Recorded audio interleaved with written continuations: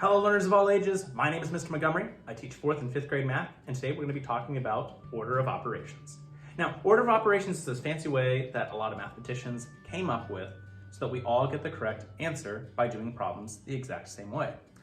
We have different letters off to the side to help us remember the different steps of order of operations, or as some students call it, PEMDAS. So P stands for parentheses. Again, we've talked earlier about in math that parentheses means that we do that section first. Then we move on to exponents. In 4th grade, you won't see exponents too often, but they're a little number that has a power of quantity to it. Next, we're moving on to multiplication and division. And the reason I say multiplication and division is because they hold the same value. Whichever one comes furthest to the left is the one that we do first. So sometimes you might divide first, sometimes you might multiply first. Same thing with addition and subtraction. They're paired together. So whichever one is furthest to the left, we do that operation first.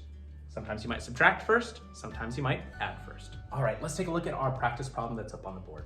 I have 18 plus 63 divided by 9 minus 4 times 3.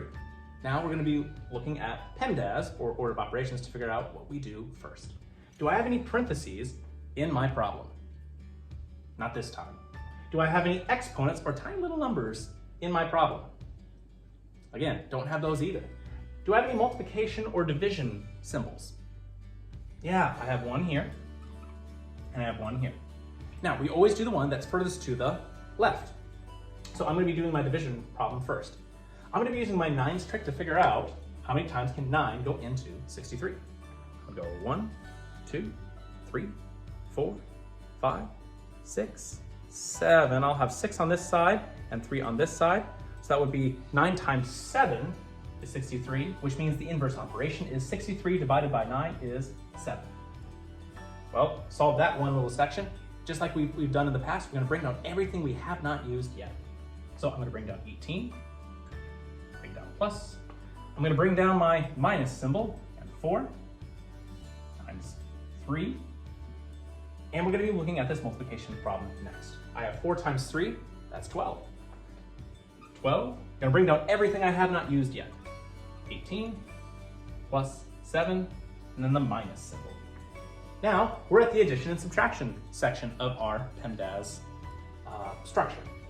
So we're going to be doing the one furthest to the left first. I have 18 plus 7.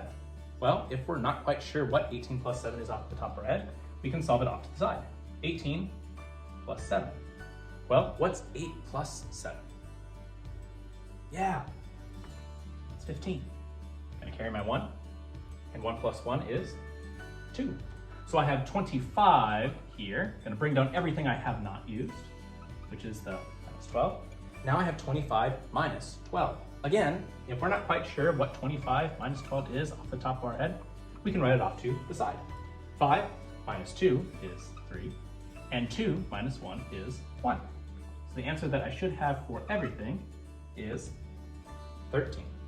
All right, my 4th grade friends, if we take a look at our workbook page, 115, we will find practice problems number 4 and 6. The directions for those two say, use the order of operations to find the value of the expression. Please remember, take your time.